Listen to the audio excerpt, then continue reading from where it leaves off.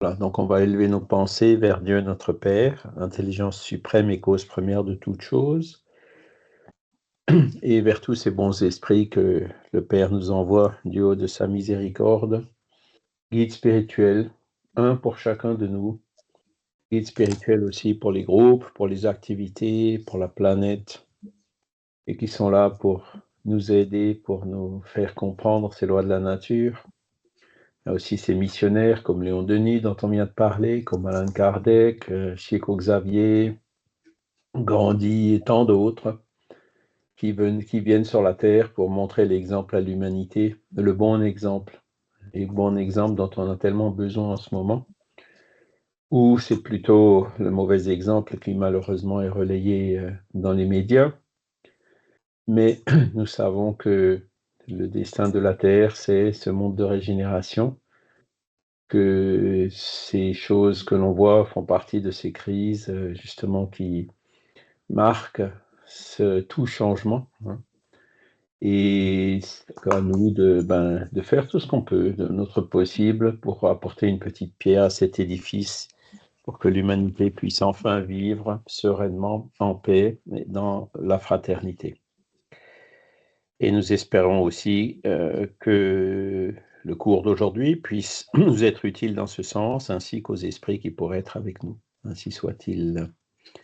Alors, je vois Joël aussi. Bonjour Joël. Bonjour. Alors, il y a un peu de soleil, hein, mais je ne vais pas fermer le rideau parce que c'est tellement rare ces derniers temps que j'en profite un peu. Ça va pas durer longtemps. Donc, le 30 mars, on va attaquer un nouveau module, hein. On avait vu l'introduction du spiritisme, on a vu Dieu, hein, il n'y a pas de créature sans créateur, hein, il n'y a pas d'effet sans cause. On a vu qu'on a une âme, hein, que cette âme survit à ce qu'on appelle la mort et qu'elle progresse, hein, que le but de l'incarnation, c'est justement la progression des âmes. Et là, maintenant, on va voir un chapitre suivant. Ouais, ça découle d'une suite logique. Bon, si on a une âme et que cette âme survit après la mort, est-ce qu'on peut se communiquer avec ces âmes qui sont déjà dans le monde spirituel, hein? Donc, c'est la communicabilité des esprits. Donc, c'est ce qu'on va voir aujourd'hui. Et même plus que la médiumnité, on va voir aussi les influences des esprits sur nos pensées et nos actes. Voilà. Est-ce que les esprits nous influencent au jour le jour ou pas, hein? Voilà. Alors, hop.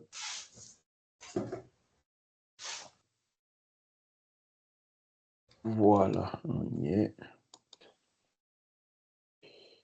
Qu'est-ce qui s'est passé là?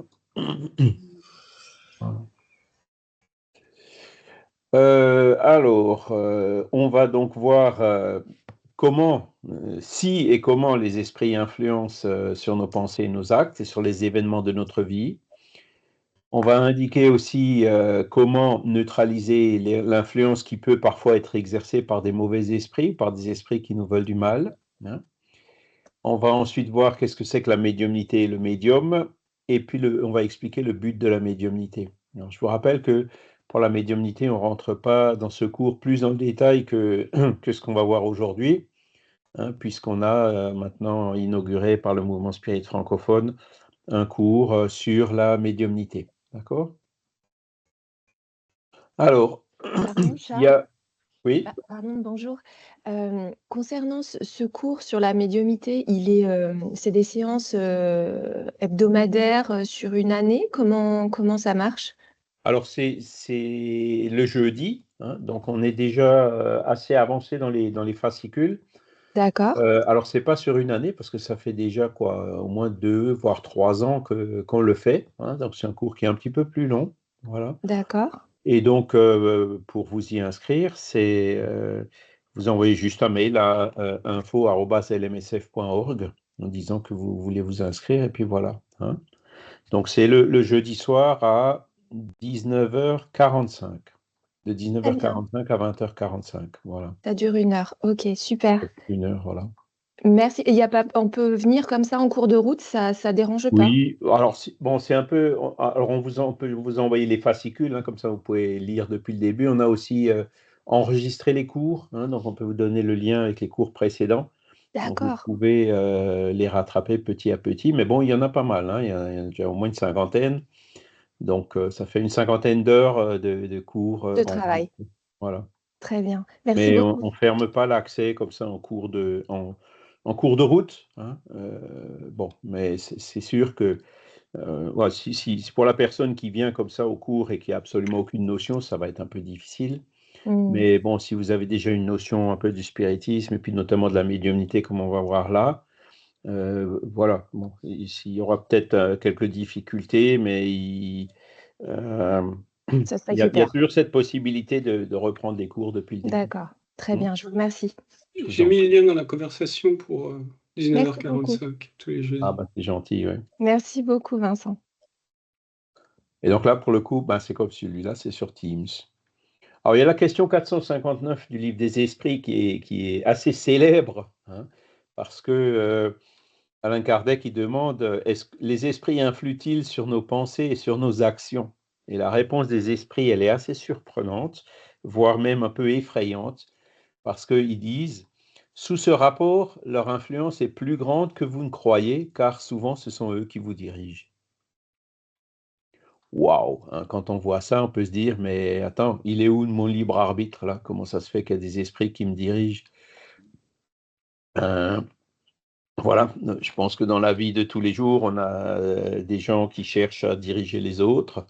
Eh ben, quand ils se désincarnent, c'est pareil, hein, les esprits souvent cherchent à nous diriger, à nous influencer, à nous manipuler, tout ce qu'on veut. Donc tout existe. Vincent? Peut-être que c'est pas tout à fait bien dit. En fait, ils accentuent les tendances qu'on a naturellement. Voilà, ça c'est mieux dit, hein. C'est-à-dire que euh, ils influent sur nous. Alors comment ils font pour influer sur nous? C'est parce qu'il y a une certaine affinité ou parce qu'on se laisse faire, hein. Ou parce que, comme le dit Vincent, on a des tendances et eux, ils viennent et ils nous flattent dans ces tendances, hein. Si on a, par exemple, un peu d'orgueil, hop, ils vont venir nous brosser dans le sens du poil, comme on dit, nous faire des éloges, nous faire croire qu'on est plus que les autres, essayer d'amplifier un petit peu ce sentiment d'orgueil qu'on peut avoir, hein. Et effectivement, c'est un peu effrayant parce qu'on se dit, bon, euh, où est notre libre arbitre? Et effectivement, une personne qui ne réagit pas et qui se laisse faire finit par être complètement dirigée par les esprits. Mais son libre arbitre, elle l'utilise lorsqu'elle a décidé de rien faire et de ne pas réagir par rapport à ces influences qu'on peut ressentir des esprits, hein. Donc, alors que ceux qui se laissent pas faire, ceux qui, quand il y a des mauvaises pensées, par exemple, qui leur sont suggérées, ben, réagissent contre ces mauvaises pensées, hein, et les éliminent ou prennent un livre pour lire quelque chose de bien ou pour faire une prière ou quelque chose, et ben, là, c'est le jeu du plus persistant qui va finir, c'est le plus persistant qui va finir par prendre le dessus, hein. Les esprits sont là, ils vont pousser à nous influencer, mais si on ne se laisse pas faire, à un moment donné, ils vont laisser tomber, ils vont partir ailleurs, hein.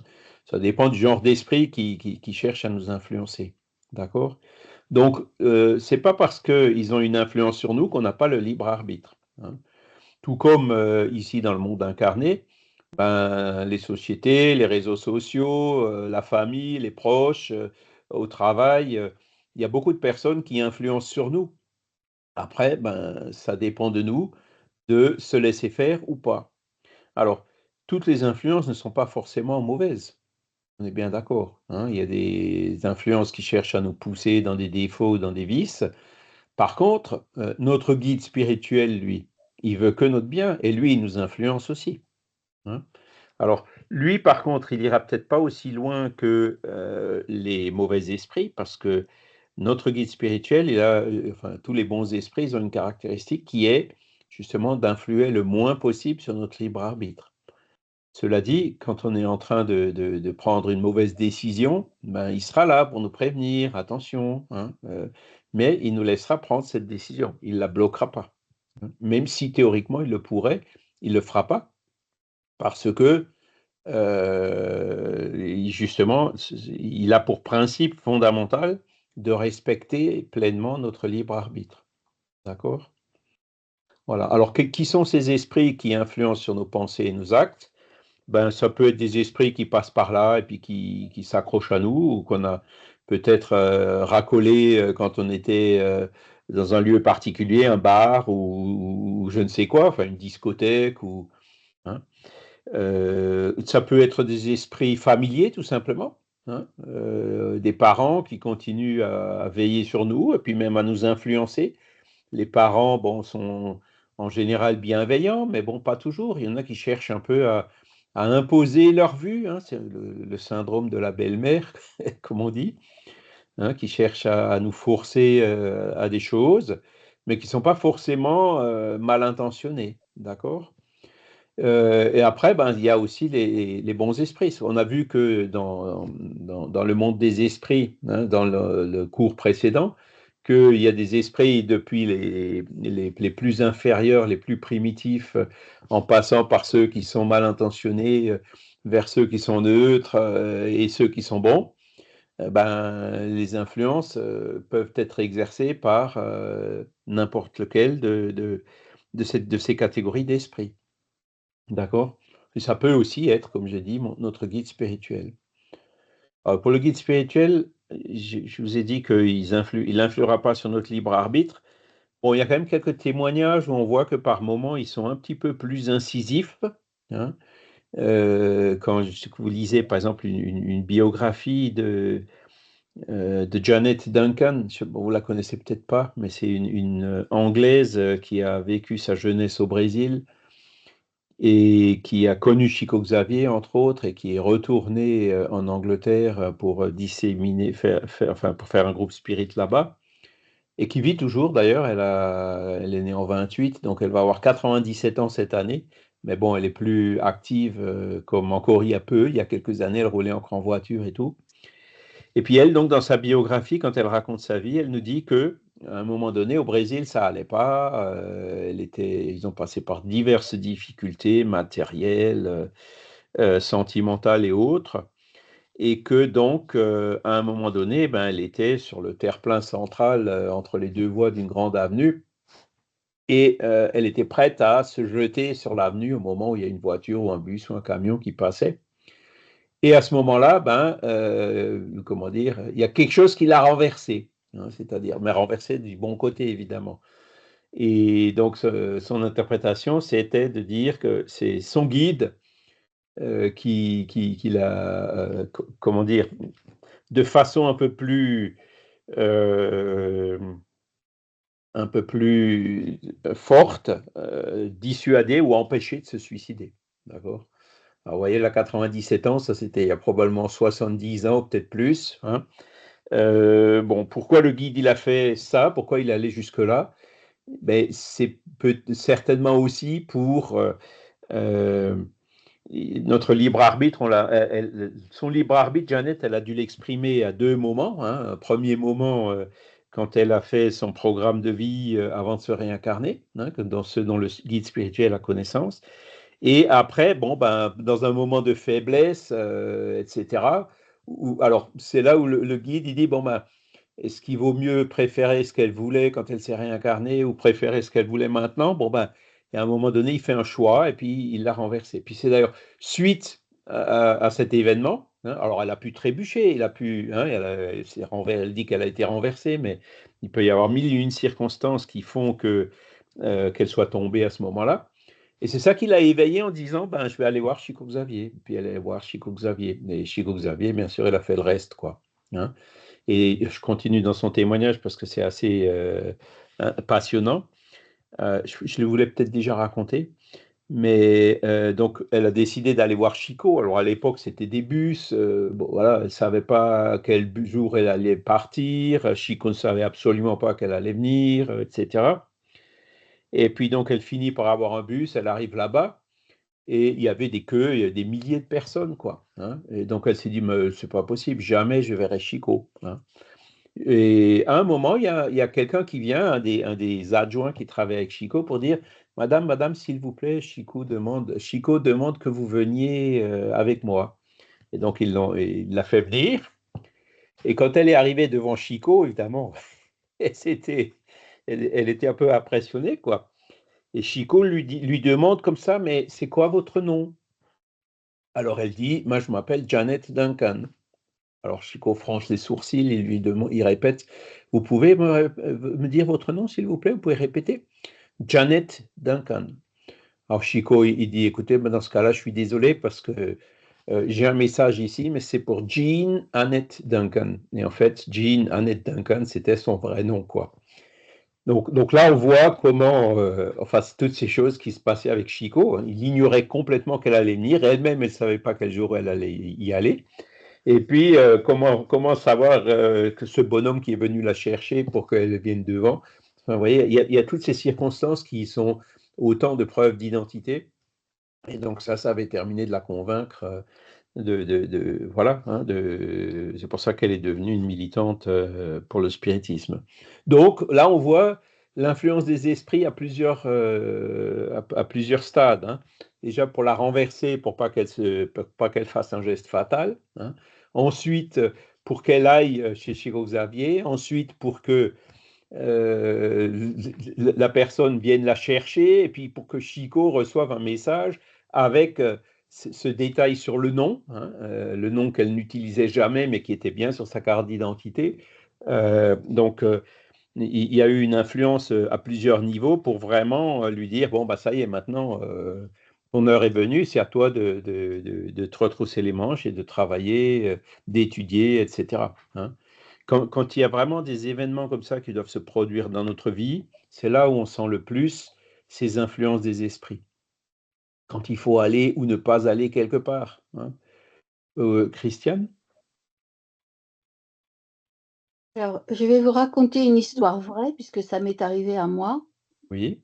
J'avais 20 ans à l'époque, j'avais ma petite fille qui avait à peine 1 an, qui était dans une poussette, qui était poussée par je me souviens plus qui et je m'amusais avec elle à rentrer dans les portes cochères et à lui faire: «Waouh!» et ça la faisait éclater de rire. Bon, alors je l'ai fait comme ça, à plusieurs portes cochères et tout d'un coup, je l'ai fait aussi à une seulement.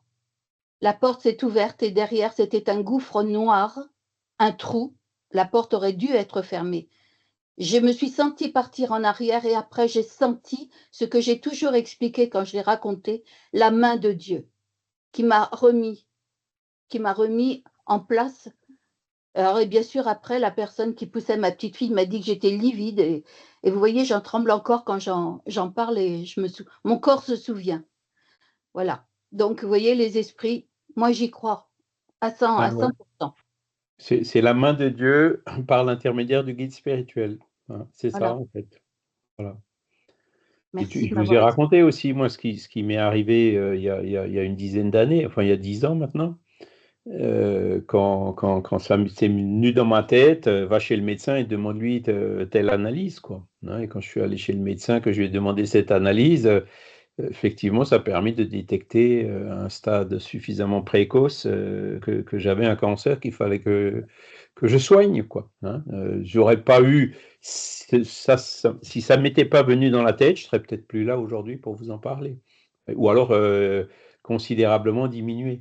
Donc, je pense que chacun d'entre nous, on a ce genre de choses qui arrivent de temps en temps et qui montrent, hein, parce que c'est vraiment des choses qui arrivent beaucoup plus fréquemment qu'on ne le pense. Et au début, ben, on ne s'en rend pas compte, hein, mais avec le recul, quand on réfléchit, c'est là où on trouve beaucoup d'événements qui ont eu lieu ou pas lieu, ou des choses qu'on a fait ou qu'on n'a pas fait, ou un jour, au lieu de prendre ce chemin, on a pris un autre chemin et, ou qui nous a sauvés quelque part, ou l'avion qu'on a loupé et qui s'est écrasé. Enfin bon, c'est des cas un peu plus rares, mais des cas comme ça au courant du jour le jour, on en a tout le temps, tout le temps, tout le temps, hein.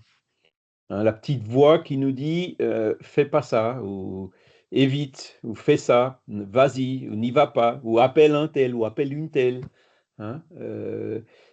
Ça, bah, voilà, c'est la voix de la conscience, hein, c'est par là, c'est un des moyens que les esprits utilisent justement pour influencer sur nous. Alors, donc cette influence, en fait, elle est constante, d'accord? Donc, la deuxième question, enfin une question qui découle assez rapidement de celle-ci, question 464, Kardec demande comme il y a des esprits des bons et des mauvais dans le monde spirituel, comment distinguer si une pensée suggérée vient d'un bon ou d'un mauvais esprit? D'accord? C'est encore une question assez fondamentale. Puisque les esprits influencent toujours sur nous, les bons, ben, il vaut mieux suivre leur influence et leurs conseils, les mauvais, il vaut mieux résister. Donc, comment est-ce qu'on fait la différence entre une pensée qui vient d'un bon esprit ou d'un mauvais esprit? Et là, la réponse des esprits, elle est relativement simple. Elle dit, étudiez la chose, les bons esprits ne conseillent que le bien, c'est à vous de distinguer. Voyez? Donc, on a une part de responsabilité, hein. C'est à nous de faire le tri. C'est à nous d'écouter quand c'est bon et de ne pas écouter quand c'est mauvais. Encore faut-il qu'on puisse discerner, qu'on ait cette faculté d'étudier la chose. Est-ce que cette suggestion, elle est bonne ou pas? Hein? Alors, on peut reprendre les exemples qu'on a cités précédemment, hein. Alors bon, évidemment, la personne qui se renverse sous la main de Dieu, qui pousse Christiane pour éviter que le landau tombe dans le gouffre, c'était, je dirais, un peu imposé, entre guillemets, hein. C'était, voilà. Mais après, bon, moi, quand j'ai entendu, par exemple, va demander une analyse de PSA chez ton médecin, bon, alors évidemment, j'ai cherché sur Internet, hein, je me suis dit, qu'est-ce que c'est que ce truc? J'ai cherché sur Internet quand j'ai vu prostate, machin. Je me suis dit, bon, bizarre. Alors, le fait que, après, je réfléchis, je me dis, bon, est-ce que c'est, par exemple, là, est-ce que c'est bon ou pas? Je dis, si c'est mon guide spirituel et que j'ai vraiment un problème, ben, je serais aussi allé prévenir mon protégé. D'accord? Si c'est un mauvais esprit qui veut me faire peur ou me suggérer ou me dire n'importe quoi, ben, je ne suis pas capable de le dire maintenant, mais ça coûte rien d'aller faire cette analyse et puis je verrai bien, quoi. Et quand je suis allé faire l'analyse et que l'analyse a effectivement montré qu'il y avait un problème, c'est là où j'ai dit, ben, c'était effectivement le bon esprit. Mais vous voyez le raisonnement que j'ai fait, hein, ça coûte rien d'aller chez le médecin et de lui demander cette analyse. Surtout que quand j'ai demandé au médecin, quand je suis allé le voir, ben, ça a mis quelques mois quand même avant que je me décide, parce que je ne suis pas du genre à aller je suis pas du genre à aller tous les jours au médecin, j'y vais seulement quand c'est vraiment nécessaire. Ben, j'avais fini par y aller, je lui ai demandé cette analyse. Et il m'a dit, ah bon, ben est-ce que vous avez tel symptôme? Vous voulez combien de fois la nuit pour aller au WC? Ben non, non, j'ai pas ça. Les 3-4 symptômes qu'il a listés, je les avais pas. Il dit, mais pourquoi vous demandez ça alors? Et là, la réponse, elle est venue immédiatement, hein, parce que mon père a eu un cancer de la prostate et puis mon grand-père aussi. Ah bon, paf, là, il n'a pas discuté, il l'a fait tout de suite, quoi. Et c'est comme ça que la chose a été découverte à temps, hein. Et après la chirurgie, c'est là où je me suis encore rendu compte que le chirurgien qui disait, ben, hein, parce qu'ils font comment dire, une fois que l'organe est retiré, ils font une biopsie, quoi, enfin une analyse. Et il a dit, ben voilà, c'était pas encore parce que ça commence à l'intérieur, et après à un moment donné, ça fait des espèces d'éruptions, de verrues autour, et puis après ces verrues, ça sort, hein. Et donc, elle était bien pleine, mais il n'y avait pas encore les verrues, parce que le jour où il y a les verrues, ben, ça atteint je sais plus, alors, ça atteint un autre organe, je ne me souviens plus lequel. Et puis là, ben, c'est chimiothérapie, etc., etc. Ben, donc, j'aurais attendu 1 ou 2 ans de plus, ça aurait été beaucoup plus compliqué. Ouais, donc, bon. Et Oui, Charles, pardon, c'était vrai pour votre papa et votre grand-père? oui, D'accord. oui, oui, Donc oui. vous n'avez Enfin, pas mon grand-père, menti. on ne savait pas, Mm. parce qu'à l'époque, il est mort voilà, il avait un problème à la vessie. Enfin, ouais, Mm. c'était pas identifié comme aujourd'hui. Et puis, il n'y avait pas de chimio, il y avait pas. C'était dans les années 70, hein. C'était encore pas la médecine d'aujourd'hui. Et puis mon père, lui, ben, il avait les symptômes, mais il voulait pas se soigner. Et puis il est mort d'un cancer généralisé, hein, D'accord. qui avait commencé là-bas, puisque on a quand même réussi un jour, quand il avait quoi? Ben, il avait une phlébite. Alors là, la phlébite, évidemment, ça fait mal. Là, il acceptait quand même d'aller à l'hôpital, mais sinon, fallait l'anesthésier pour l'emmener au médecin, lui. Mhm. Et avec la phlébite, bah, une fois qu'ils avaient la main sur lui, ils en ont profité, ils ont passé 2, 3 radios, et c'est là où ils ont vu que, voilà, hein. Mais après, il a refusé de se traiter, quoi. Voilà. Et donc, vous voyez, là, chaque fois, il y a le libre arbitre qui reste, hein, que chacun conserve, hein. Moi, je fais le choix inverse en disant, ben non, je lui ai demandé au médecin, j'ai dit, ok, docteur, j'ai un cancer, c'est bien, maintenant on fait quoi? Et je savais qu'il allait me le dire, hein. Il me dit, ben, vous êtes trop jeune. Ah, ben voilà une bonne nouvelle, hein. Donc, on ne peut pas laisser, il faut faire quelque chose. Et donc, voilà, c'est pour ça que je suis encore aujourd'hui là pour vous en parler. Et donc, pour savoir si une pensée suggérait bien d'un bon ou d'un mauvais esprit, c'est pas toujours évident au départ. Mais en faisant le genre de raisonnement que j'ai fait, hein, vous pouvez vous dire, en pesant le pour et le contre, en disant, ben, scénario A, c'est un bon esprit, scénario 2, c'est un mauvais esprit.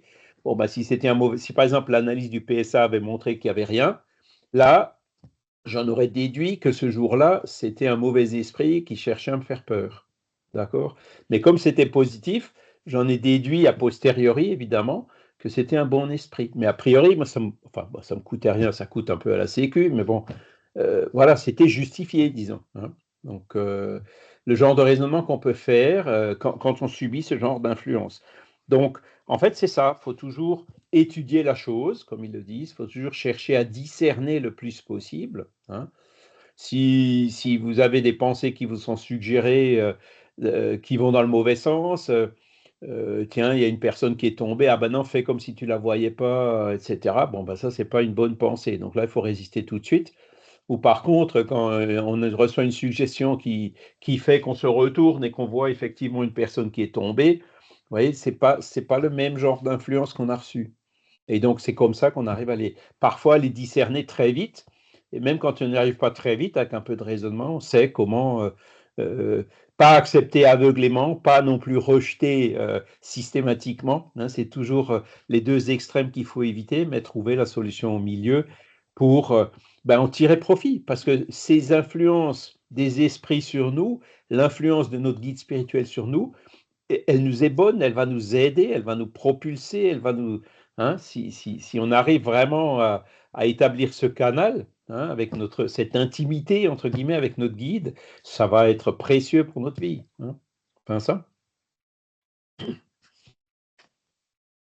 Des fois, on reçoit aussi des mots ou des messages qui sont incompréhensibles dans l'instant. Oui. Moi, je sais que j'ai eu un mot, moi je suis pas médecin, hein, mais j'ai eu le terme télomérase. Alors là, télomérase, je ne savais pas du tout ce que c'était. J'ai été me renseigner sur Internet. En fait, on a le corps qui se régénère en permanence et les cellules se reproduisent et l'ADN se reproduit aussi. Mais le problème, c'est que dans la réplication de l'ADN, il y a une perte d'information. Et c'est ça qui crée le vieillissement des cellules, quoi. Donc, il y a une mauvaise transmission de l'information et il y a une dégradation de l'information. Et au départ, c'est quand même très abstrait, c'est quand même très technique. Et au départ, on ne comprend pas grand-chose de ce que ça signifie. Ben, c'est comme moi, le PSA, je ne savais pas ce que c'était, hein, mais après, étudier la chose, hein, quand tu étudies, ben, tu trouves ce que c'est, hein, et c'est là où tu te fais ton opinion, hein. Voilà. Et les bons esprits, donc, ne conseillent que le bien. Donc, après, celui que j'ai dit par rapport à une personne qui est tombée, ou alors euh, des suggestions qui nous poussent à la violence, ou qui nous poussent à boire, ou à fumer, ou à voler, ou des choses comme ça. Bon, ben, voilà, on peut les écouter, mais celles-là, il vaut mieux les rejeter, quoi, hein.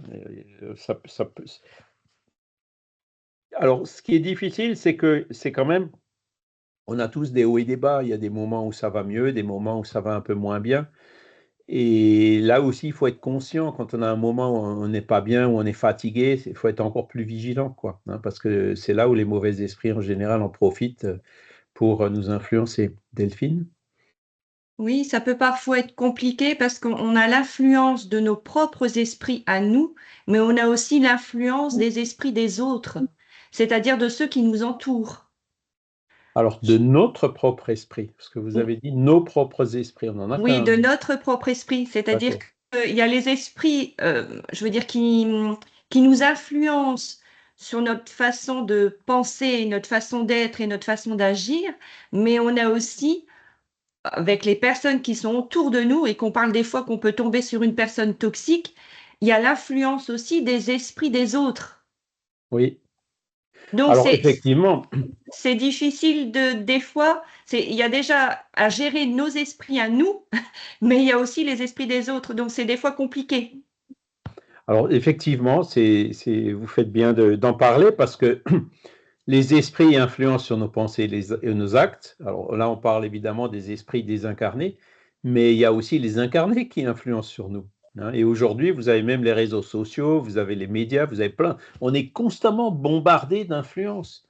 Mais regardez la réponse à la question 464. Elle marche dans tous les cas. Hein. Étudier la chose, donc que ce soit incarné ou désincarné, ou même impersonnel comme les réseaux sociaux ou les robots ou je ne sais quoi, étudier la chose. Hein. Quelque chose qui me pousse à consommer. Hein. Est-ce que c'est une bonne chose que de consommer de façon superflue ou inutile? Non, non. C'est peut-être bon pour le commerce, c'est peut-être bon pour le PIB, c'est peut-être bon pour les vendeurs, etc. Mais in fine, c'est pas bon pour la planète. Hein. Donc, dans la consommation, voilà, tout ce qui dépasse le nécessaire, tout ce qui est superflu, ben, il vaut mieux le laisser de côté. Hein. Il vaut mieux pas se laisser tenter, je vais le dire comme ça. Franck? Alors, juste pour Oui, terminer, quand il y a une personne toxique autour de nous, effectivement, là, la personne toxique vient souvent accompagnée hein, avec d'autres esprits. Hein, ou un manipulateur, je suis aussi passé par là, je ne pensais pas que ça pouvait exister. Il y a encore une quinzaine d'années, j'étais encore un peu naïf. Hein, je me disais, ouais, non, ces choses-là.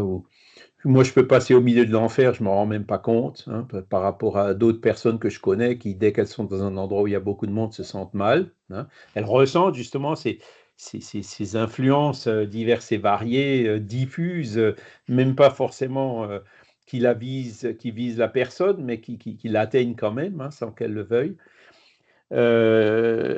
Mais donc les manipulateurs, moi je me dis, je ne pensais pas que.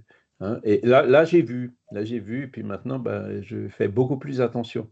Et j'ai même étudié la chose. Hein, je dois encore avoir le bouquin quelque part, les manipulateurs sont parmi vous, je ne sais quoi. Quels sont les différents critères auxquels on peut reconnaître les manipulateurs, comment est-ce qu'ils procèdent, etc. Et donc là, maintenant, je sais. Hein, c'est-à-dire que quand il y a un manipulateur qui vient essayer de me baratiner sur quelque chose, ben, premier indice, hop, petit drapeau rouge. Deuxième indice, hop, encore un petit drapeau rouge. Troisième indice, je le regarde dans les yeux, je lui dis, mais attends, tu veux aller où là? Tu veux quoi de moi là? Hein, pour lui faire comprendre que ce n'est pas la peine d'aller plus loin, quoi. Hein. Et ça, ben, c'est l'étude et c'est comme ça qu'on apprend, en fait. Hein. Et les réseaux sociaux, quand c'est impersonnel, ben c'est pareil. On voyait aujourd'hui les fake news, les théories de complot, il y a tellement de choses dont on est bombardé à longueur de journée qu'il faut constamment étudier. Ça nous pousse justement à étudier, à voir, à réfléchir, à mettre les choses de côté quand on n'est pas sûr, même après avoir réfléchi. Je ne suis pas sûr si c'est bon ou pas. Hein. Faites comme Kardec. Kardec, il avait des dossiers. Hein. Il recevait plein de messages d'esprit. Il y avait notamment dans ces papiers qu'on a retrouvés là, en 2018, il y avait des dossiers prévision. Donc, quand un esprit vient et fait une prévision, vous ne pouvez pas dire si c'est vrai ou pas. Il faut attendre pour voir si elle se réalise ou pas. Hein. Et donc, hop, il mettait la communication dans un dossier prévision. Et quand il y a un événement qui se passait, il se dit, ah, je me semblais avoir reçu quelque chose. Il rouvrait le dossier, puis il dit, ah, effectivement, tel message, c'était une prévision qui s'est effectivement réalisée. Vous voyez? Donc, il faut avoir des dossiers, et puis les choses qu'on n'est pas sûr si elles sont bonnes ou pas, les mettre en attente qu'il y ait une confirmation ou une infirmation avant comment dire, de les prendre en compte. Franck, excuse-moi. Oui, sur le sujet justement de cette réponse, cette influence qui est plus grande que l'on ne croit. Il y a Allan Kardec qui a écrit, enfin il n'a pas écrit, c'est une compilation d'articles de la revue Spirit, je crois, sous le titre L'Obsession. Oui, Et je trouve ça tout à fait passionnant, en fait, parce qu'on est vraiment au cœur d'une problématique qui nous concerne tous. Euh, et voilà. Et même, je veux dire, même si ça, c'était au 19e siècle, c'est tout à fait transposable dans la modernité. Quelle est notre perméabilité aux influences néfastes ou bénéfiques, justement, en fonction de notre développement personnel sur un plan moral? Et c'est un sujet qui est vraiment passionnant, quoi.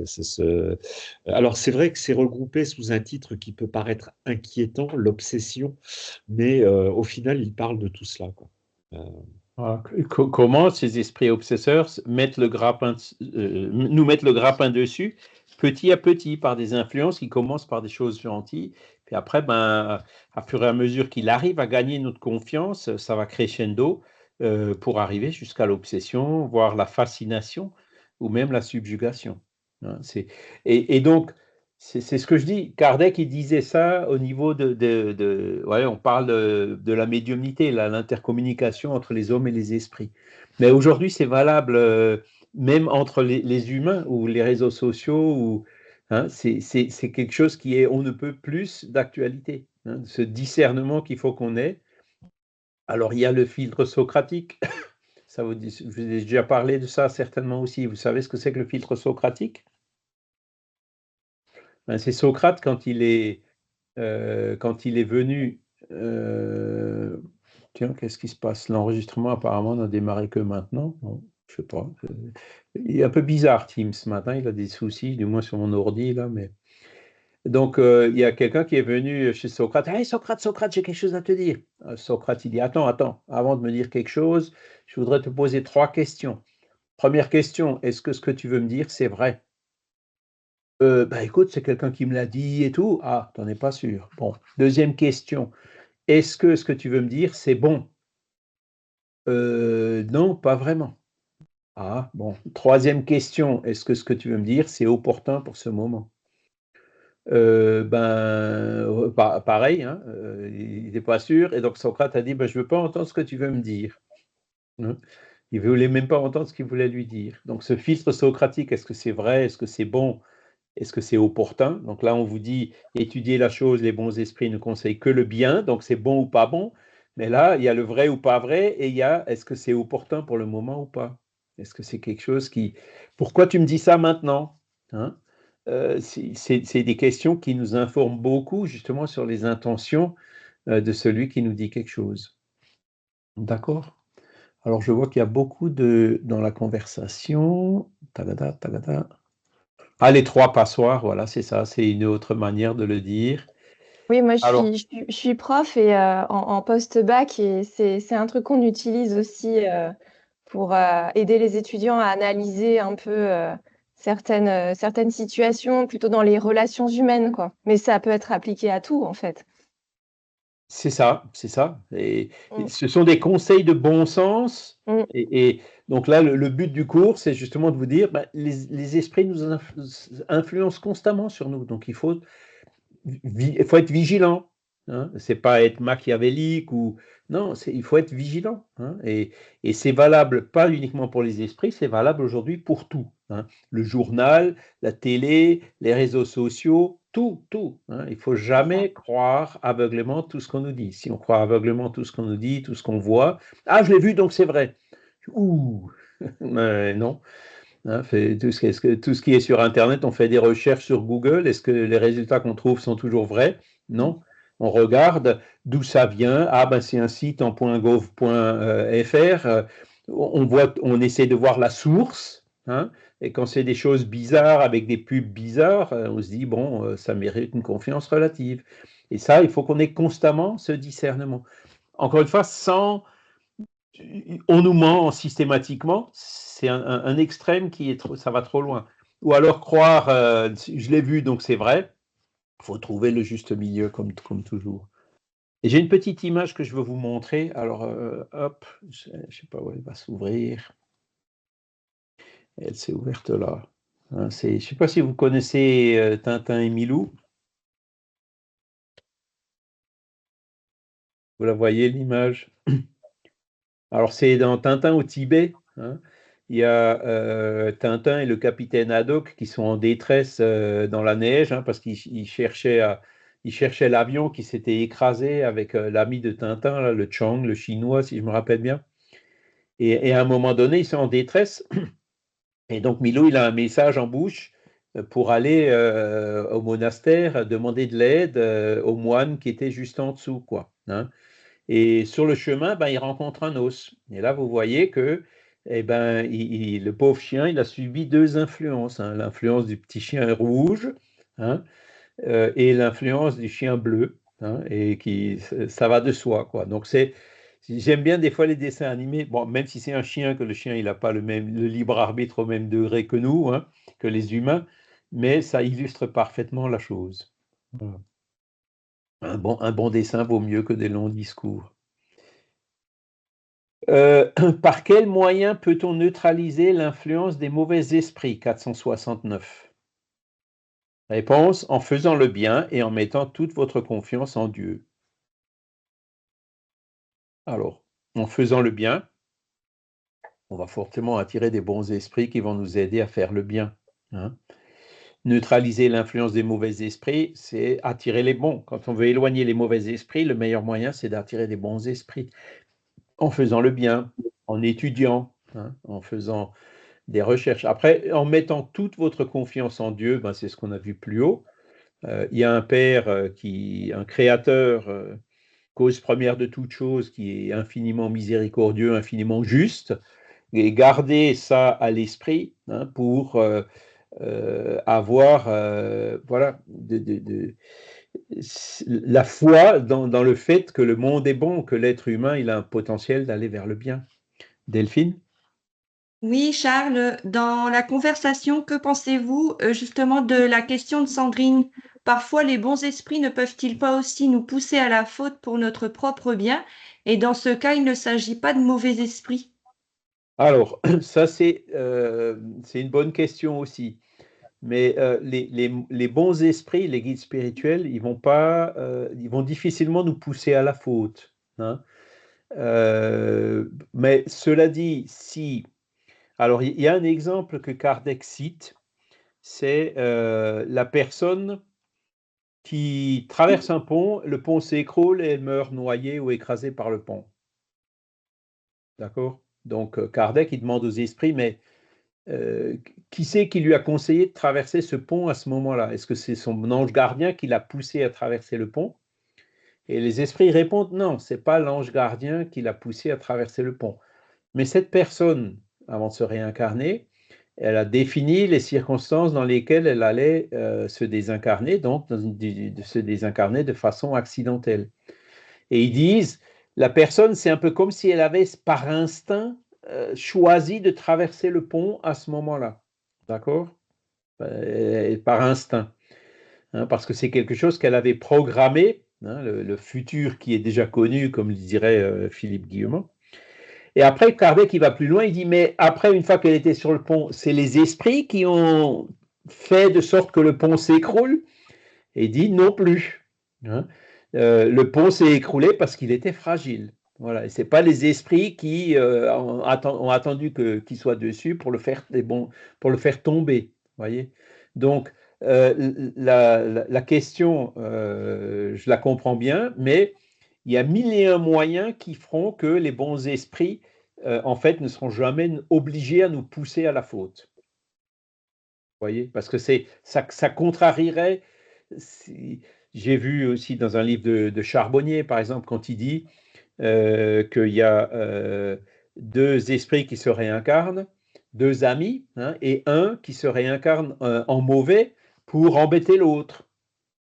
Ça peut pas. Un esprit qui est bon, il ne peut pas se réincarner en esprit mauvais. Ça ne va pas. On ne régresse pas. Vous voyez, ce sont des vues qui sont un peu simplistes et qui ne correspondent pas à la réalité. Il y a 1001 moyens pour les bons esprits pour faire de sorte que ce qui doit arriver arrive, quand c'est pour notre bien, mais ils ne seront jamais là. Si on passe, par exemple, sur la rue et puis qu'il y a une tuile qui tombe et qui nous tombe sur la tête, c'est pas les esprits qui ont fait tomber la tuile ou qui nous ont immobilisés à l'endroit où la tuile allait tomber. C'est pas comme ça que ça se passe. Vous voyez, c'est vraiment les lois de la nature. Il y a un côté un peu fortuit à la chose. Il y aura une probabilité forte qu'une tuile tombe à ce moment-là. Et donc, par instinct, on ira sur le mauvais trottoir au mauvais moment. Vous voyez ce que je veux dire, hein? Et ce n'est pas les esprits qui vont nous pousser à la faute, comme c'est écrit. La manière dont la question est écrite, ça va trop loin, hein. C'est beaucoup plus subtil que ça. Franck? Oui, c'est vrai qu'en fait, on a toujours ce questionnement lorsqu'un événement, soit qui touche une personne, est assez dramatique, ou alors ce qui vient de se passer là, avec le dernier tremblement de terre qui a tué près de 2000 personnes, de s'interroger sur le pourquoi. Et en fait, cette question, je trouve qu'elle est compliquée, parce que même dans les évangiles, je crois que c'est chez Luc, il y a l'histoire d'une tour qui s'écroule, enfin il y a plusieurs dizaines de morts, et tout le monde vient voir Jésus pour lui demander s'ils étaient coupables. Et en fait, Jésus, c'est pas qu'il répond à côté, mais ou qu'on dirait qu'il botte en touche actuellement, mais en fait, il va replacer finalement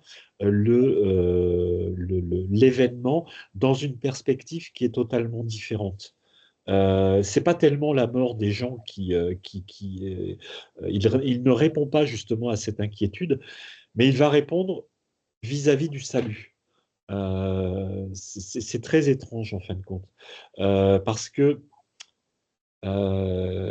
moi, j'avoue que je suis assez mal à l'aise par moment lorsque j'entends dire oui, ben voilà, il est mort, c'était prévu. Je sais pas, c'est peut-être pas si simple que ça. Je pense qu'il y a des événements, même au sein de notre libre arbitre, même au sein d'un plan de vie, hein, qui inclut effectivement une mort violente ou des choses comme ça, des événements qui en fait sont liés simplement à la nature qui nous entoure, quoi. Je ne pense pas que ces 1600 personnes là, qui sont décédées dans le tremblement de terre il y a 2 jours aient vraiment choisi comme plan de vie de périr tous au même moment, au même endroit. Peut-être que je me trompe, hein. C'est plus un questionnement en fin de compte. En fait, je vais moi aussi peut-être répondre un peu à côté de la question, mais moi, j'aurais rien contre qu'un météorite me tombe sur la tête et de mourir comme ça, hein. Parce que on est emprisonné dans notre corps de chair là, hein. Mourir, ça veut dire quoi? Ça veut dire être libéré, tu vois? Est-ce que mourir, c'est forcément une mauvaise chose? Non. Hein? Et il y a aussi un autre endroit, je pense que c'est dans l'Évangile, où justement il parle au nom de la loi de destruction. Là, il y avait des ouvriers qui étaient dans une tour en construction de 30 étages là, à Bangkok, hein, et qui s'est écroulée, et puis il y en a, je ne sais pas, plusieurs dizaines qui ont été écrasés par la chute de la tour. Après, chaque cas est un cas, hein. Est-ce que chacun de ces ouvriers avait prévu de mourir comme ça? Peut-être, peut-être pas. Il y en avait peut-être l'un ou l'autre qui n'avait pas prévu de mourir comme ça, mais qui était en train de faire de grosses bêtises et qui, en négociant avec son guide les nuits précédentes, par exemple, s'est dit, bah, écoute, il vaut mieux que je meure plutôt que de faire cette bêtise. Et donc, qui s'est retrouvé dans cette tour à ce moment-là.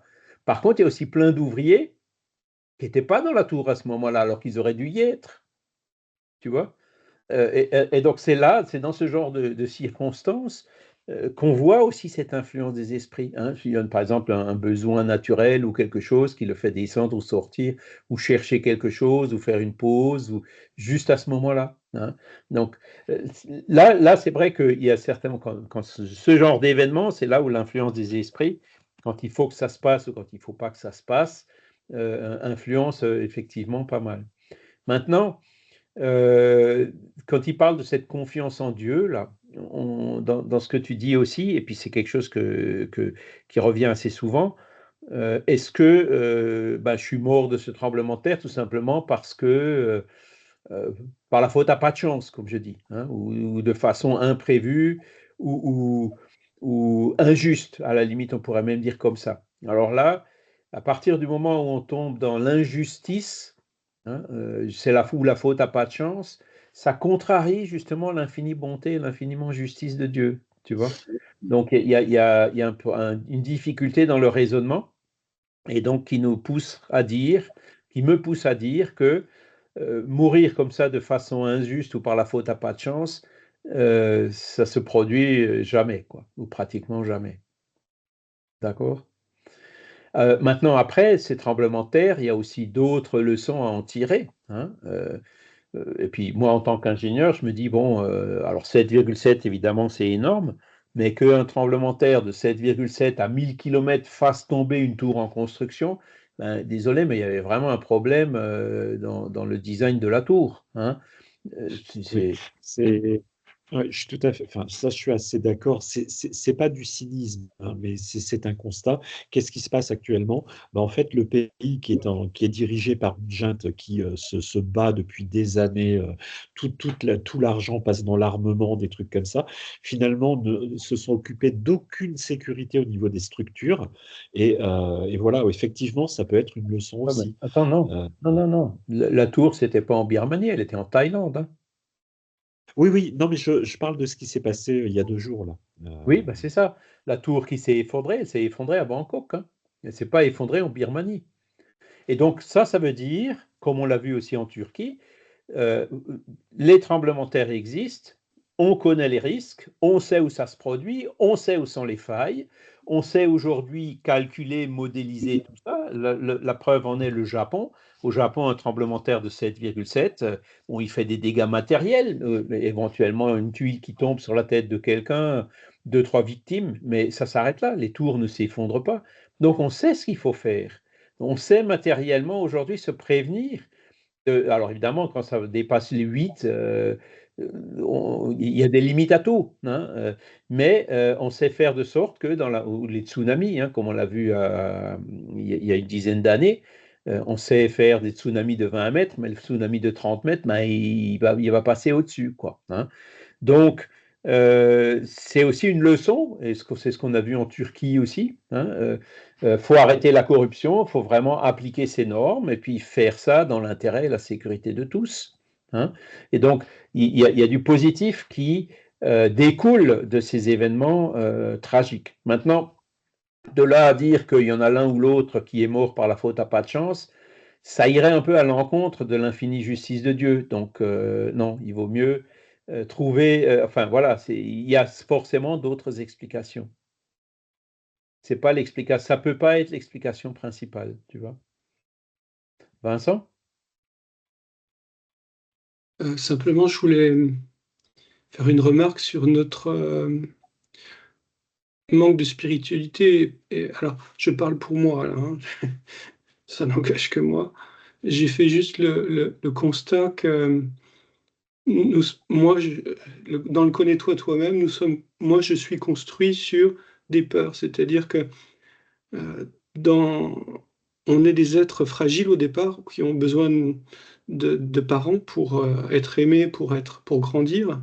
Donc, on est dans une grande dépendance qui reste assez tardive, puisque jusqu'à 15, 16, jusqu'à 18 ans, on est encore dans l'influence de ses parents, puisqu'on n'est pas complètement autonome dans la vie. Et cette difficulté d'être tout assez rapidement autonome fait qu'on est toujours dans des figures de parentalité, quoi. Le parent, ça peut être aussi bien le parent biologique que le chef de service, on est toujours dans des genres de rapports comme ça. Et nos vies sont souvent construites sur de la peur, c'est-à-dire que on accumule du capital, par exemple, on a un capital qui est le capital parental, hein, qui nous permet d'avoir une stabilité affective. Après, on accumule du capital éducatif, hein, c'est-à-dire on apprend, on a des diplômes. Après, on accumule du capital matériel, c'est-à-dire qu'on a un travail, et puis on est basé, toutes nos vies sont basées, en tout cas, j'ai ressenti ça pour moi, sur l'accumulation de capital. Donc, derrière l'accumulation de ce capital, il y a quand même des peurs. Et quand on construit nos vies sur la peur, on vit la peur du manque, en fait, en permanence. Et ça a des conséquences sur la façon de se projeter dans un avenir. Et je pense que le monde de régénération qui va venir sera moins basé sur les peurs de manquer que sur la confiance dans le groupe, la confiance dans le fait d'avoir une légitimité en tant qu'être humain, en tant que vivant, quoi. Bah, Voilà. c'est la confiance en soi, en fait, aussi, hein. Parce que qu'est-ce que c'est que la peur? La peur, c'est un instinct, quoi. C'est une émotion, hein. On ne peut pas la supprimer complètement, d'accord? La peur ou la colère, les émotions, on arrive difficilement à ça fait partie de la nature. C'est l'instinct de préservation, l'instinct de survie qui génère la peur. Maintenant, ce qu'on peut faire avec la peur, c'est étudier, la surmonter. Par exemple, la peur du feu, ben, le pompier ne l'a pas, sinon il ne peut pas être pompier. Donc il sait que pour un feu, il faut avoir un combustible, un comburant et puis de la chaleur. Donc il sait très bien qu'en agissant sur un de ces trois éléments, il arrive à éteindre l'incendie, il connaît les risques, donc il n'a plus peur. Il connaît les risques. Il sait qu'il n'a pas un risque nul, mais il sait que le risque est suffisamment bas pour qu'il puisse faire face et sauver des vies, etc., etc. Hein, donc, c'est un exemple de, on surmonte la peur par l'étude, hein, étudier la chose, comme on vient de le voir. Après, il y a aussi la confiance en soi, l'estime de soi, hein. La personne qui n'a pas confiance en soi, qui ne se fait pas confiance, et c'est vrai que dans les périodes d'adolescence, ça nous arrive souvent. Je suis aussi passé par là. Moi, je me souviens, j'avais une espèce de panique. Est-ce que je serais capable d'être papa? Est-ce que je serais capable de faire ce que mon papa y fait?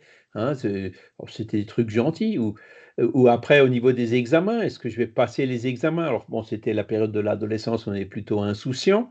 Et puis ensuite, bon, ben, en voyant les résultats au long de l'année, en se disant, bon, ben voilà, si le jour de l'examen, j'arrive à maintenir ce rythme-là, je devrais l'avoir sans trop de difficultés, hein, et en révisant un peu, en réduisant encore un peu plus le risque Et ça, donc, on voit qu'à force, on arrive à construire cette confiance en soi. C'est pas toujours simple, il y a des sujets pour lesquels c'est un peu plus difficile, hein, mais c'est là aussi où il faut avoir une branche à laquelle on peut se raccrocher, qui est cette branche, ben, il y en a plusieurs, hein, de Dieu ou du guide spirituel, hein, en disant, voilà, le jour où on aura vraiment besoin, le jour où on aura besoin d'un coup de pouce, et ben, et l'autre guide spirituel sera là pour nous donner ce coup de pouce. Donc, le fait d'avoir cette confiance en Dieu et dans le guide spirituel, ça nous aide aussi à vaincre ce genre de peur, hein. Voilà. Et après, bon, ben, après, il y a des situations dont tu parles souvent, quoi, d'un chef qui est mauvais, etc. Ben, c'est là aussi le fait d'étudier comment se comporter dans ce genre de situation qui nous aidera aussi à surmonter ces peurs, parce qu'on saura comment se comporter, et puis même aller jusqu'à l'extrême en disant, si vraiment ça ne va pas, eh ben, la solution de repli, le salut dans la fuite est parfois une solution, pas toujours, hein. J'avais un prof qui disait le salut dans la fuite n'est pas une solution le jour de l'examen, il avait raison, mais ensuite, bon, quand ça va vraiment pas dans un service, eh ben, partir et puis aller dans un autre service. C'est vrai qu'il y a des moments plus ou moins favorables pour ce genre de choses, mais voilà, même après, à la limite, on ne retrouve pas de boulot, ben, on a quand même le chômage, on a quand même d'autres possibilités qui nous permettent de respirer, d'attendre un peu pour essayer de retrouver quelque chose qui nous convient mieux, hein. Et donc, le fait d'avoir ces raisonnements, de savoir qu'on a des solutions de repli et tout, ça nous aide aussi à vaincre cette peur, et donc, quelque part, ça va augmenter notre confiance en soi. Delphine? Oui, on dit souvent, enfin, pour en revenir un petit peu à ces tremblements de terre et puis à tous ces malheureux, en fin de compte, qui sont morts, je pense qu'il y a 2 cas de figure à prendre en compte. C'est qu'on dit que rien n'est hasard. Donc je pense qu'en effet, premier cas, c'est-à-dire qu'il y a l'influence des esprits. Et deuxième cas, j'allais dire, il faut prendre en compte aussi le choix que l'on a fait lorsque l'on s'est désincarné et qu'on a souhaité revenir sur Terre, que peut-être c'était notre décision de mourir ainsi. Oui, Et que du coup, c'était notre choix.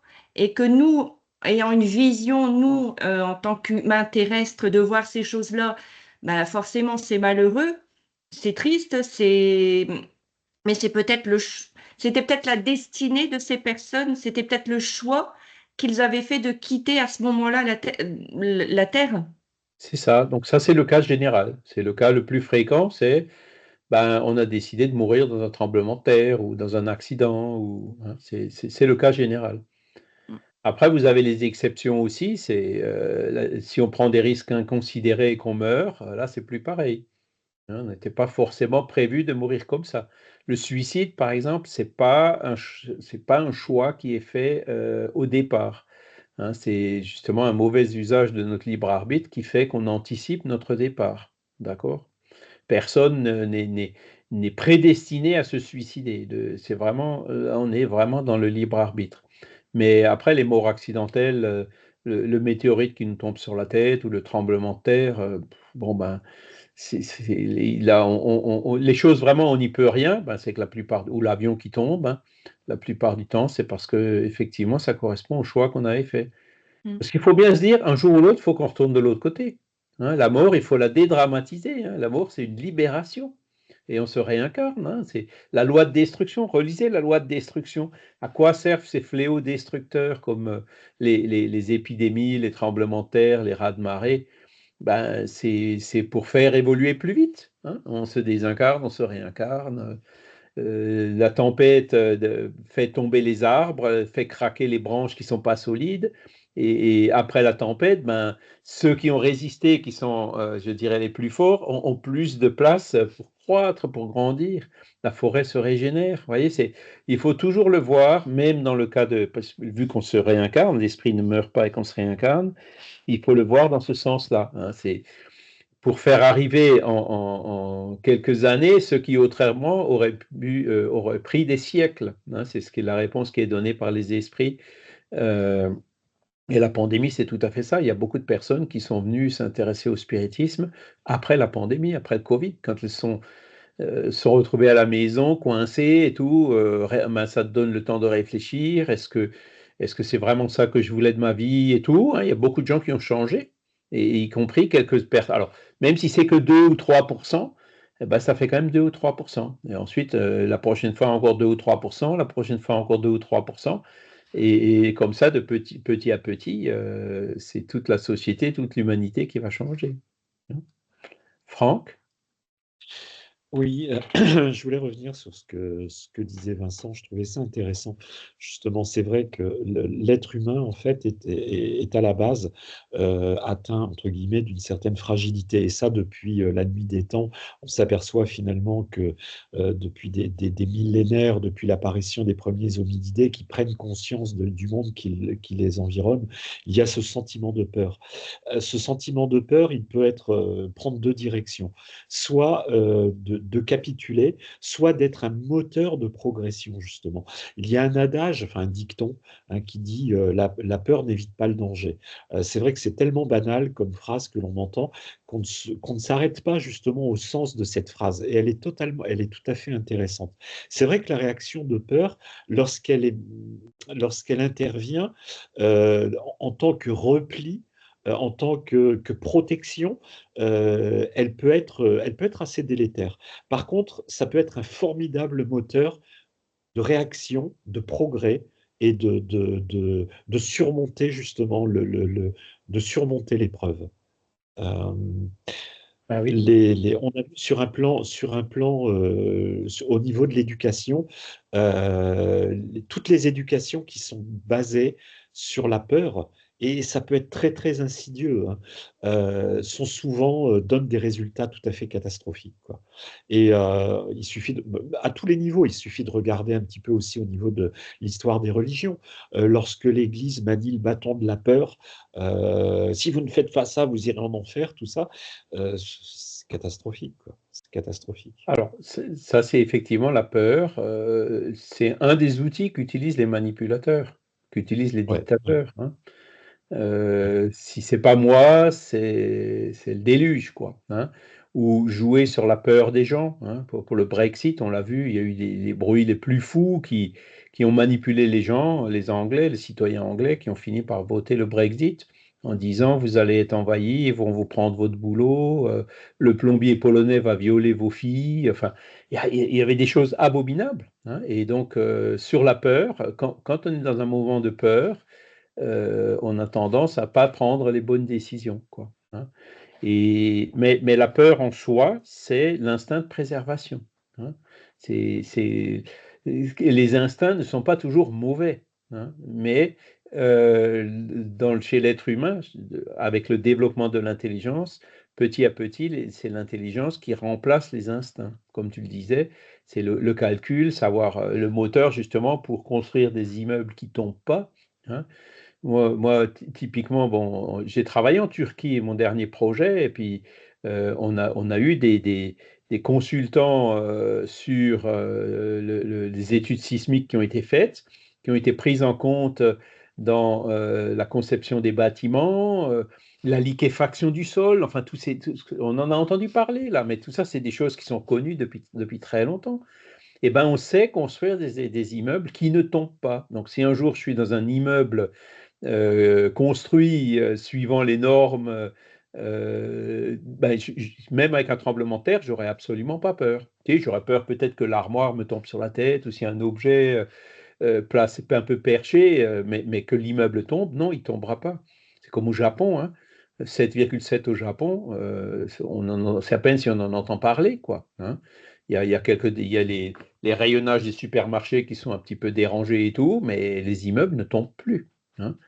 Voilà, donc c'est un moteur effectivement de progrès, le fait de faire ce qu'il faut pour, à partir du moment où on connaît le danger, prévenir les conséquences du danger. On n'arrivera pas à arrêter les tremblements de terre, mais on arrive à éviter les conséquences désastreuses d'un tremblement de terre.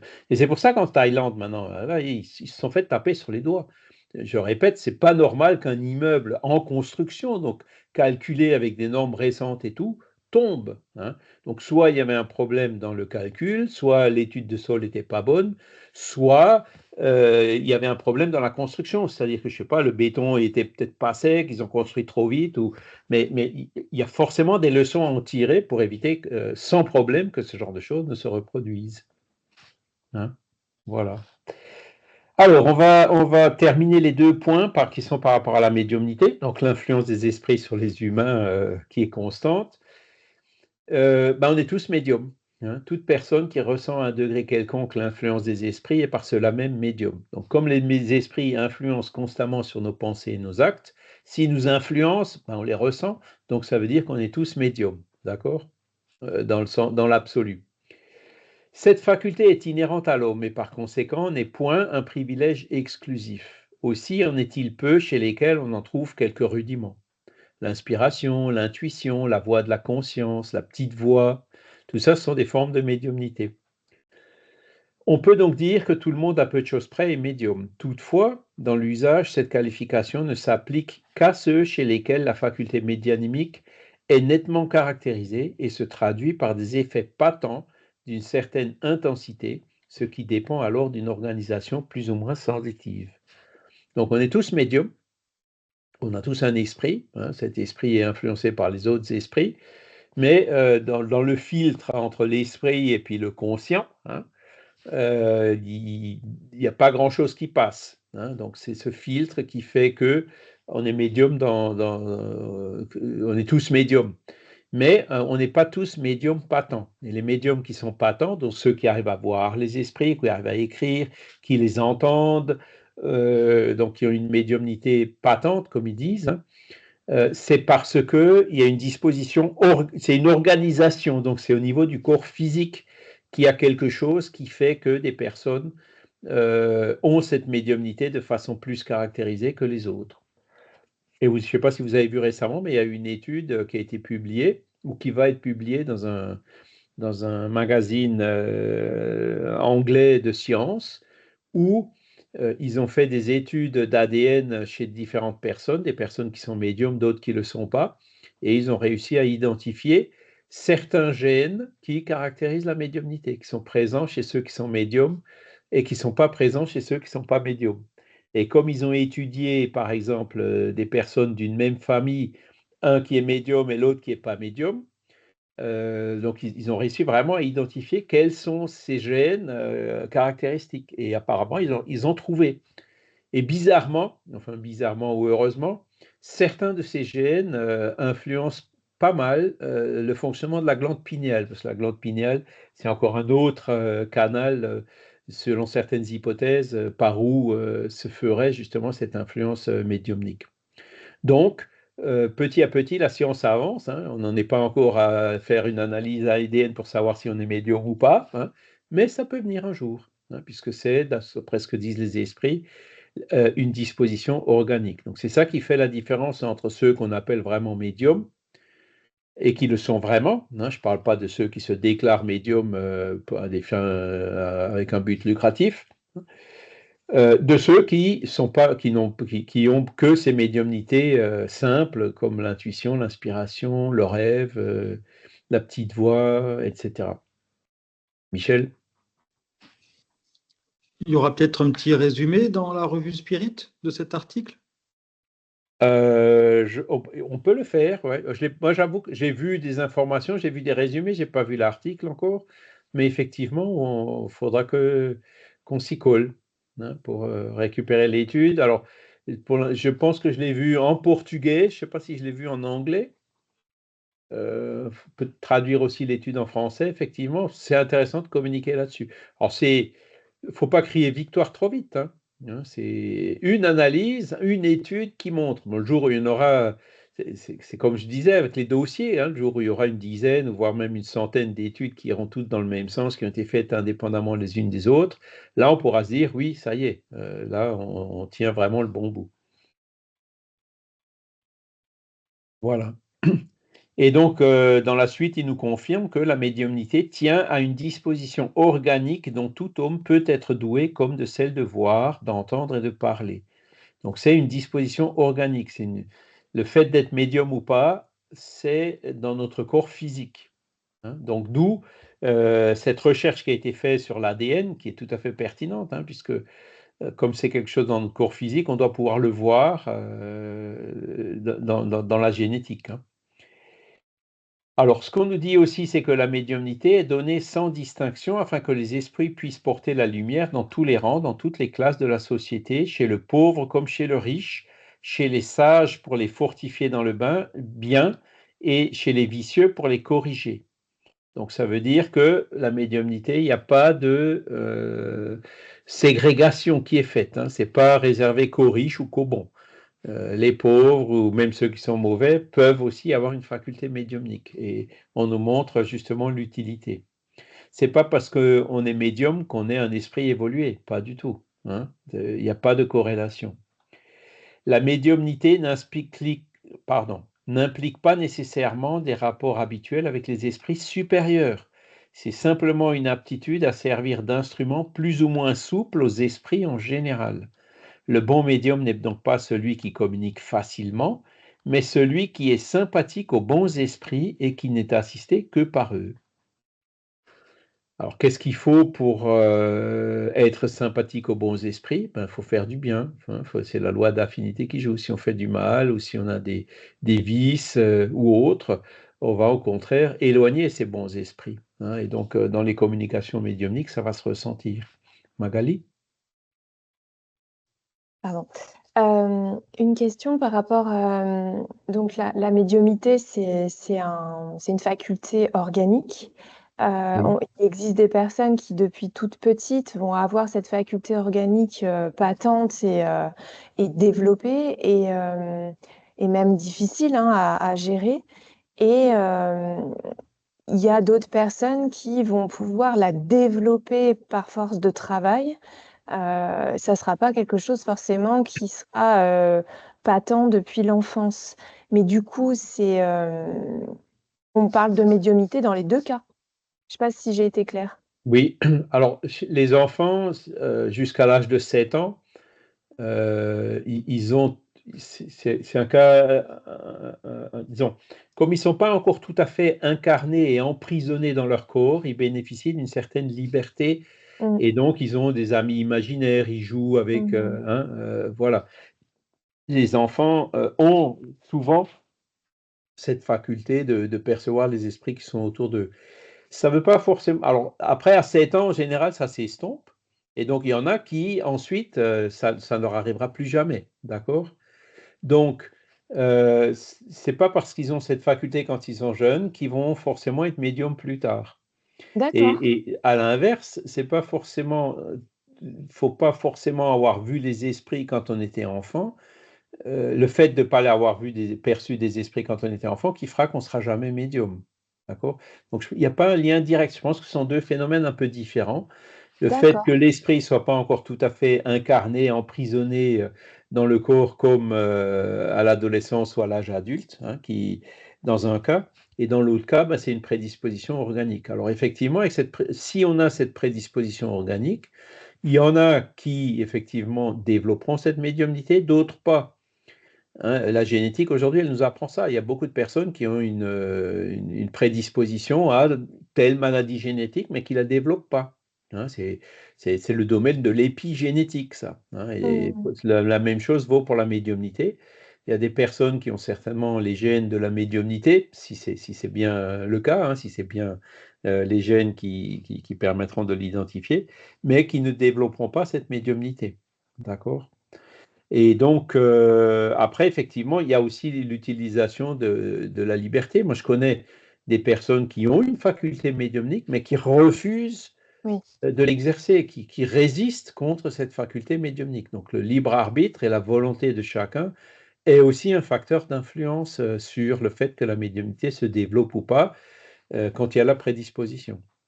Mais du coup, la prédisposition, elle peut se révéler finalement à n'importe quel âge, que ça C'est ça. soit très jeune ou plus âgé, quoi.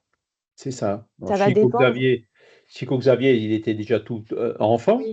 Oui. Et par contre, je connais des personnes qui ont commencé à se rendre compte et à développer la médiumnité que pratiquement voilà, 60 ans. Presque en fin de vie, ouais.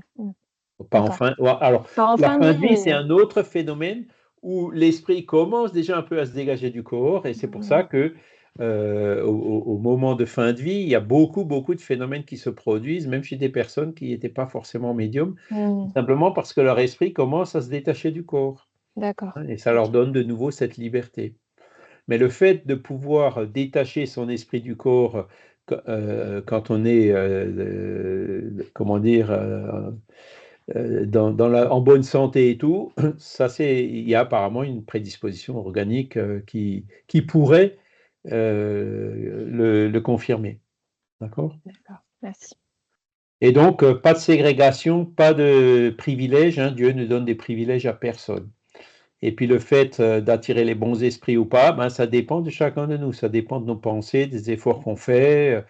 Est-ce qu'on se laisse aller à la haine, à l'envie, à la jalousie, à l'orgueil, ou est-ce qu'on résiste, etc. Tout ça, ça dépend que de nous, et ce sont des facteurs déterminants sur le genre d'esprit qu'on va attirer. D'accord? Et le dernier paragraphe, parce qu'on a déjà dépassé un peu l'heure, la médiumnité est une chose sainte qui doit être pratiquée saintement, religieusement. Alors ça vient de Kardec. Alors effectivement, c'est un peu colorié, mais disons, c'est quelque chose de sérieux. C'est pas quelque chose avec lequel on peut et surtout pas on doit jouer. S'il est un genre de médiumnité qui requiert cette condition d'une manière encore plus absolue, c'est la médiumnité guérissante, donc ceux qui ont la capacité de guérir les autres. Le médium guérisseur transmet le fluide salutaire des bons esprits. Il n'a pas le droit de le vendre. Alors là, on parle aussi de la vénalité. Jésus et les apôtres, quoique pauvres, ne faisaient point payer les guérisons qu'ils opéraient. Donc, la médiumnité, c'est pas un jeu, c'est pas un divertissement, c'est pas dans un but de curiosité, c'est pour faire le bien. Et surtout, la manière la plus expressive de faire le bien, que Jésus a donné l'exemple, en guérissant les malades, C'est celle-là où il faut, si on veut continuer à avoir cette assistance des bons esprits, il faut le faire vraiment avec le plus grand désintéressement possible. Alors, la question de la médiumnité vénale, en fait, vous avez par exemple les spiritualistes anglo-saxons qui, eux, admettent, ils disent, bah non, le médium, il donne son temps, donc c'est normal qu'il se fasse payer. Et chez les spirites qui suivent Kardec, donc français ou latino-américains, on se fait un scrupule de dire, la médiumnité, on ne doit pas la faire payer. Et pourquoi? Parce que c'est les esprits qui viennent. Il n'y a pas de médiumnité sans esprit. Et même si nous, en tant que médium, on reçoit de l'argent, l'esprit, lui, il ne reçoit rien. Hein. Donc, on se dit, ben, c'est un esprit qui vient pour me permettre de gagner de l'argent. Donc, déjà, il vient s'il veut. Si l'esprit ne veut pas venir, il ne vient pas. Donc, on peut difficilement vendre quelque chose qu'on ne contrôle pas. Si c'est utiliser notre intelligence, le médecin qui soigne les personnes, il a quand même du bac plus 7 ou même plus. Il sait guérir la personne, même s'il n'y a pas d'esprit qui est là pour l'aider. Hein. Donc, le médecin qui se fasse payer pour soigner les gens, c'est normal. Hein, c'est son activité professionnelle qui correspond à sa formation et donc activité qu'il peut exercer, qui ait des esprits ou pas. Hein. Cela dit, le médecin qui travaille avec son cœur et qui est influencé par les bons esprits, ben, ce sera mieux. Hein, mais à la limite, qu'il n'y ait pas d'esprit, il arrivera à faire son travail quand même. Le magnétiseur qui donne de son fluide à lui, c'est pareil. Hein, mais le médium qui dépend des esprits pour la médiumnité, c'est pas correct de se faire payer vu que l'esprit ne se fait pas payer. Hein, et ça répugne à la raison de penser qu'un bon esprit va servir d'intermédiaire pour permettre à un médium de gagner de l'argent, de s'enrichir. D'accord? Voilà, donc les meilleurs exemples, ben, Chico Xavier, hein, même il poussait ça à l'extrême parce qu'il y a des moments où il était vraiment, il n'avait pas les sous pour acheter des médicaments pour son père et son père lui avait reproché, mais non, tu devrais vendre tes livres, qu'on ait un peu d'argent pour acheter des médicaments. Et malgré ça, il a toujours refusé de le faire. Ils ont trouvé d'autres moyens pour avoir les médicaments du père, mais il n'a jamais voulu se faire rémunérer pour sa médiumnité. Et c'est pour ça qu'il est Chico. Hein, c'est pour ça qu'on le connaît encore aujourd'hui. C'est ça qui a fait sa réputation. Hein, et c'est ça qui a fait qu'il est resté bon médium jusqu'à la fin. Voilà. Donc, alors, ce n'est pas reprocher aux anglo-saxons de se faire payer, mais on dit attention. L'image que je donne, c'est la spiritualité, c'est comme un oiseau qui s'envole hein, vers la spiritualité, qui part de la terre, des choses bassement matérielles. Et puis l'argent, c'est hop, on attrape l'oiseau par les pattes et on le tire de nouveau vers le sol. Hein. C'est pas bon de mélanger les choses. Il vaut mieux avoir une activité comme avait Chico, comme avait dit Valdo, de fonctionnaire, un travail rémunéré et tout, et ne faire la médiumnité, ne pratiquer la médiumnité que dans les temps libres, que de dire non, je peux consacrer plus de temps à la médiumnité si je me fais rémunérer. Ce n'est pas un bon calcul. Hein. Parce qu'en général, les bons esprits, ça a plutôt tendance à les éloigner. Et donc, alors que celui qui travaille toute la journée, les bons esprits seront là à la fin de la journée pour l'aider. Magali? Oui, par rapport à ce que vous venez de dire, j'ai vraiment du mal à faire la nuance par rapport au magnétiseur je l'ai lu hein, plusieurs fois, je l'ai étudié plusieurs fois, j'ai tout à fait compris le fait que le magnétiseur, il utilisait son propre fluide et que finalement, c'était normal qu'il se fasse rémunérer. Je l'entends, je suis d'accord, mais j'avoue que j'ai du mal à concevoir que il n'y ait pas à un moment donné auprès des magnétiseurs forcément des esprits qui interviennent et forcément de la médiumnité qui se développe. Et c'est là où on voit énormément de praticiens qui proposent leurs services et qui ont souvent des résultats très très positifs pour les gens, des énergéticiens, voilà, tout un tas de thérapeutes. Et moi, je m'inquiète en fait pour ces personnes. Je me dis toujours, mais dans quelle mesure elles se trompent pas de voie et elles font pas une erreur à se faire rémunérer pour ce travail en fait. Je sais pas si je suis claire. Si, mais bon, en fait, moi, je compare toujours le magnétiseur avec le médecin. Le Oui, magnétiseur, il a fait des études, il a vu, hein. Alors, il y a des magnétiseurs qui ont ils ont parfois fait des, besoin de se ils ont fait des études. réénergiser. Pardon? Ils ont forcément fait des études, les magnétiseurs? Forcément, non, mais en fait, la plupart, si, quand même, parce que D'accord. j'en ai connu qui ont effectivement fait des études. Alors, il n'y a pas d'école de magnétiseur en France. Oui, c'est En ça. l'occurrence, celui que je connais, il a fait une école en Suisse. Et il disait aussi qu'il avait besoin de se réénergiser, c'est-à-dire qu'il allait dans la forêt, il choisissait certains arbres, il se mettait nu, enfin, il avait la manière de faire pour se recharger, pour récupérer le fluide vital qu'il donne Mhm. ailleurs dans la nature. Et après, vous en avez d'autres. Celui-ci, par exemple, qui est passé sur Radio Lotus l'autre jour, Arnaud Richard de Chicourt, je ne sais pas si vous le connaissez. Non. Alors lui, il est très clair. Lui, il dit, par exemple, il y a une expression qui choque, il dit, la prière, ça ne sert à rien pour le magnétiseur. Donc lui, il dit, j'ai étudié, il y a des champs électriques qui existent au niveau du corps physique des personnes, au niveau des mains, et donc quand il arrive par certains moyens à détecter qu'il y a une anomalie dans le champ électrique, et avec ses mains, il arrive à remettre le champ électrique en place et à guérir des gens. Donc lui dit, c'est une question de champ électrique, donc c'est quelque chose de matériel. Donc je n'ai pas besoin des esprits pour faire mon travail. Donc D'accord. il va un peu à la caricature, mais bon, alors que lui se fasse payer, ben, C'est cohérent. Mm. c'est acceptable, Mm. d'accord? Oui, oui.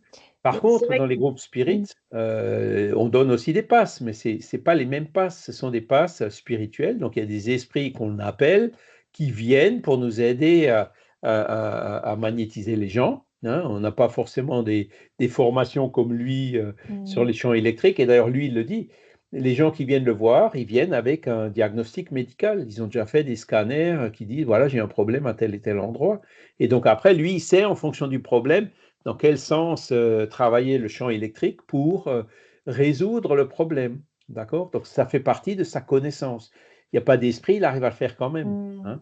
Oui, en Alors, fait, je pense que ce qui me gêne, c'est peut-être la réglementation du terme magnétiseur qui n'est pas suffisamment peut-être claire pour faire la différence entre le magnétiseur qui a vraiment travaillé physique, et fait des études comme un médecin, et puis d'autres personnes qui auraient fait quelques heures simplement de formation. Et je pense que c'est ça qui... Parce que j'ai voulu aller plusieurs fois chez un magnétiseur, j'ai pris des rendez-vous voilà, parce que j'aime bien faire des expériences, tester.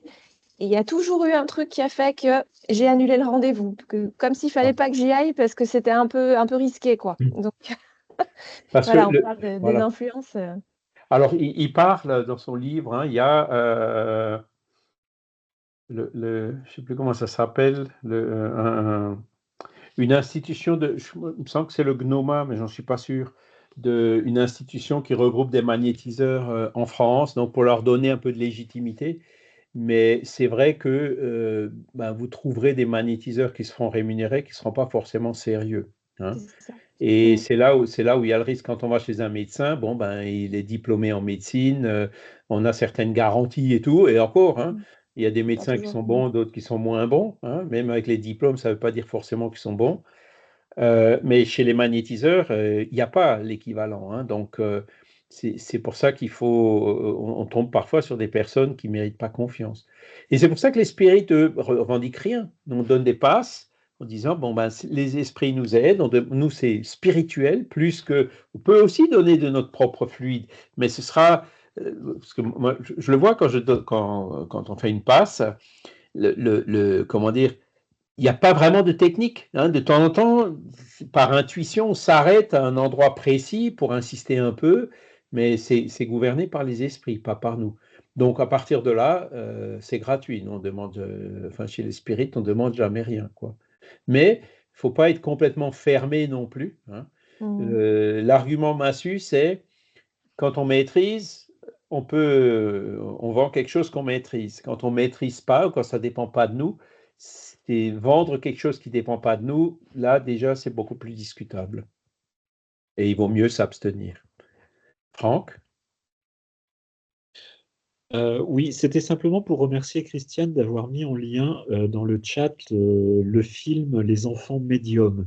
C'est un film que j'ai découvert à Végimont il y a 2 ans. Enfin, c'est un documentaire en fait, qui est remarquablement bien fait, avec beaucoup de témoignages d'enfants qui parlent avec une certaine ingénuité de ce qu'ils vivent, d'une médiumnité spontanée chez les enfants, qui est assez fréquente d'ailleurs. C'est vraiment un chouette documentaire. Mhm. Et Ben, il est c'est- disponible sur YouTube, on peut le voir. je vais le regarder parce que ce Micha Harmayer, il est passé à Mulhouse l'autre jour, il avait fait un show. Mais bon, j'ai trouvé la présentation de la chose, j'avais trouvé le personnage un peu exotique. Je me suis dit, bon, il y avait autre chose ce jour-là, donc j'ai préféré aller ailleurs. Longue barbe et tout. Enfin bon, il ne m'avait pas trop inspiré confiance comme ça. Mais je regarderai parce que c'est toujours Ouais. pareil. Hein, il y a des gens comme ça qui paraissent un peu excentriques, mais où il y a quand même de bonnes choses derrière, quoi. Voilà. Voilà, donc on a fini pour le sujet d'aujourd'hui. Est-ce que vous avez des questions? Alors, je vous rappelle que vous avez, après le résumé dont on se sert là, parce qu'il faut que ça tienne quand même à peu près en 1 heure, vous avez le texte développé. Hein, donc, je vous conseille de le lire. Donc, vous avez les références, vous voyez, il y a plus de détails par rapport à ce qu'on voit. Hein. Et donc, je vous conseille systématiquement de regarder. Et puis, si vous avez des questions, n'hésitez pas à soit les envoyer sur Skype, hein, soit on va les poser au cours prochain afin que je puisse y répondre si j'en ai les capacités. Voilà. Pas d'autres questions? Ben, écoutez, je vous propose alors qu'on s'arrête là. Hein. On va remercier les bons esprits pour cette influence qu'ils ont exercée sur nous, hein, pour nous faire comprendre ces choses, surtout pour nous aider à exercer ce discernement qui est, comme on l'a vu, absolument nécessaire partout aujourd'hui, hein, pas seulement dans le contact avec les esprits, mais aussi dans toutes ces influences qu'on reçoit, qu'on subit au jour le jour, et de manière à ce qu'on puisse rester ferme sur des bases, les bases du bien, les valeurs sûres, et puis malgré toutes ces turbulences, arriver à avancer vers le but qui est notre évolution vers le bonheur. Voilà. Merci infiniment. Je vous souhaite une excellente journée, un excellent dimanche et puis une excellente semaine. Et ce sera avec plaisir qu'on se reverra la semaine prochaine. Merci. Merci beaucoup. Merci Au Charles. revoir. À Merci bientôt. bien. Merci. Au revoir. Bon dimanche. Bon dimanche. Bon dimanche à tous. Bye bye. Bonne journée.